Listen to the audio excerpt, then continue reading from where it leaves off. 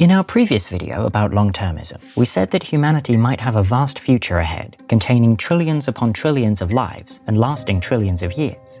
We said that the vastness of our future implies an enormous ethical responsibility for present humans, because the actions we take today have the potential to impact countless future lives. Currently, the most liked comment under that video raises an objection. It seems impossible to predict if a certain event will have a negative or positive impact on the future. The world is an extremely chaotic system, so the idea that we can discern the value of our actions a million years from now seems naive. This is a reasonable objection. If we had no way of being confident our actions are on net good for the long-term future, then the long-termist philosophy would be moot.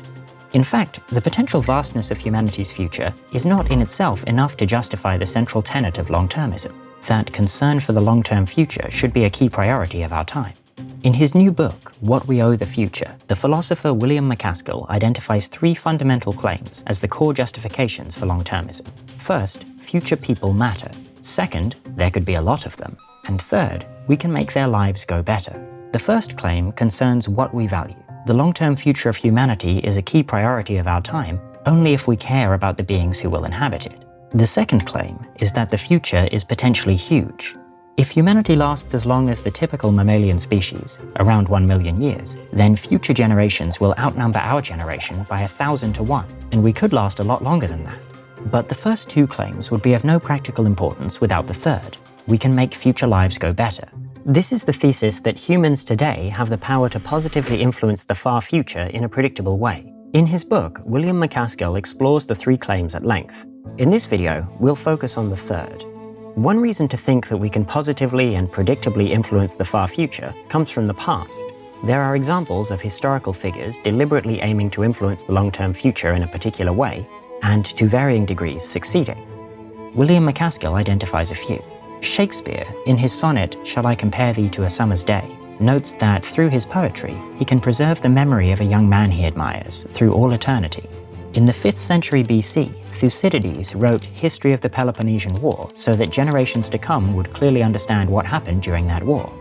Thucydides wrote, "My work is not a piece of writing designed to meet the taste of an immediate public, but was done to last forever."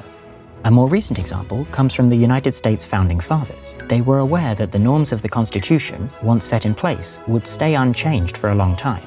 John Adams, the second president of the United States, commented, "The institutions now made in America will not wholly wear out for thousands of years. It is of the last importance, then, that they should begin right. If they set out wrong, they will never be able to return, unless it be by accident, to the right path." Benjamin Franklin, founding father and celebrated polymath, was famous for his concern about the long-term health of the United States. In 1784, the French mathematician Charles-Joseph Martin de la Cour wrote a friendly satire of Franklin, suggesting that he should invest his money for 500 years, letting it accrue compound interest to then be used on social projects centuries later. Benjamin Franklin thanked the mathematician for the great idea and implemented it. In 1790, he invested £2,000, about $135,000 USD in today's value, $1,000 for the city of Boston and $1,000 for Philadelphia. After 100 years, 3/4 of the funds would be paid out, and the rest after 200 years. In 1990, the final funds were distributed. The donation had grown to $2.3 million for Philadelphia and $5 million for Boston. Another reason why we should expect to be able to influence the far future in a positive way is that we can already think of actions that will very likely have positive effects. In other words, actions and policies we expect to have a positive influence in a wide range of outcomes. William MacAskill suggests decarbonization, which means replacing fossil fuels with cleaner energy sources, as one such policy. Decarbonization is usually considered good for its positive shorter-term effects. Pollution increases the risk of chronic health conditions such as cancer, heart disease, and respiratory disease, resulting in 3.6 million premature deaths every year. Decarbonization would therefore cause immediate health benefits for the population and ameliorate the longer-term effects of climate change. But perhaps the biggest effects of decarbonization are its other effects on the far future. By promoting the development of clean energy, it would speed up a good kind of technological progress and therefore help prevent technological or economic stagnation. Moreover, by keeping some fossil fuels in the ground, we make scenarios of unrecoverable collapse less likely.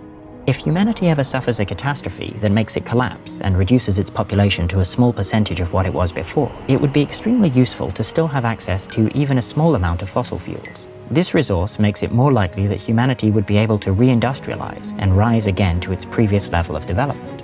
Decarbonization would therefore constitute a win on many fronts, and it's really hard to see in what future it might turn out to be bad. If the proportion of futures in which an action turns out good vastly outweighs the proportion of futures in which it turns out bad, then we can be pretty sure that the action is good to take. For William MacAskill, decarbonization is a proof of concept of robust long-termist action and a baseline against which to evaluate other actions aimed at improving the long-term future. There are other actions that may be at least as robustly positive, which are discussed at length in the book. For example, policies that would reduce the chance of a deadly pandemic and other existential risks that could wipe out humanity and annihilate its future. Another reason to think that we can probably positively affect the far future is that we are particularly well positioned to do so. If you've watched our last video, you're familiar with the arguments for why we are potentially living in the most critical century in human history. Our condition is changing dramatically, and economic growth could explode with the advent of transformative artificial intelligence, upholding a long-run historical trend of super-exponential growth. An important insight is that the current rate of change, even without any acceleration, cannot continue. If the current growth of about 2% per year continued unabated for the next 10,000 years, the economy would be 10 to the 86 times larger than it is today. That means we would produce 10 million trillion times as much economic output as our current world produces for every atom that we could in principle access. This hardly seems possible. That means that our current period of extreme growth is probably just a small page of humanity's history, but an extraordinarily unusual and consequential one. The technologies we develop this century might spell our destruction or set the values and form of future humanity. Influencing technological development and society's values affects the shape of humanity in the far future, and if we'll live to see that future in the first place. Another point of uniqueness of our time, other than extremely fast growth, is our unprecedented interconnectedness, which is also poised to end. For over 50,000 years, humanity was split into groups across the globe, without any way for people on different continents to communicate with each other. Today, we can communicate almost instantly, no matter how far we are from each other. In the future, if we spread through the stars, communication between different star systems will take an extremely long time due to the speed of light limit. Sending a single message would take years at the very least. But most importantly, communication between causally disconnected groups of galaxies will become impossible. The local group, the group of galaxies containing the Milky Way and us, will become forever separated from the millions of other groups of galaxies in the rest of the universe due to the accelerating expansion of space. The speed of light won't be enough to overcome the universe's expansion, and it will become impossible to communicate with other groups. The parts of humanity that will have spread to other groups of galaxies will become forever separated, and humanity as a whole will become disconnected again. Humanity's temporary condition of connectedness means that small groups of people can influence the whole of it, a unique situation that might not repeat again. Together, the rapid pace of progress and our level of interconnectedness constitute an unstable state. They both amplify the magnitude of the effects of our actions. That means that humanity is temporarily out of equilibrium. Tiny changes we make today might influence the stable state we'll reach after this unique period of transformation is over. William MacAskill uses this metaphor. Imagine a giant ball rolling rapidly over a rugged landscape. Over time, it will lose momentum and slow, settling at the bottom of some valley or chasm. Civilization is like this ball. While still in motion, a small push can affect in which direction we roll and where we come to rest. And this was the last of our arguments. To wrap up, our main arguments for why we should be able to positively influence the far future are: 1. There are precedents of historical figures aiming for long-term impact and, to varying degrees, succeeding. 2. Plausible, robustly positive actions exist, such as decarbonization.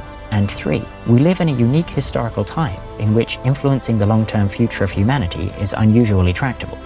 If the insights we've presented inspire you to do your part in steering humanity in a good direction, then this video might have positively influenced the long-term future and achieved its goal. But you might still disagree with our arguments. So if you still aren't convinced, or if you think you have something important to add, please leave a comment. If you want to know more about long-termism, you can buy William MacAskill's book, What We Owe the Future, using the link we've put in the description. If you want to support Rational Animations, you can do so on our Patreon page. And if you want to participate in the discussion, you can join our Discord server, linked in the description.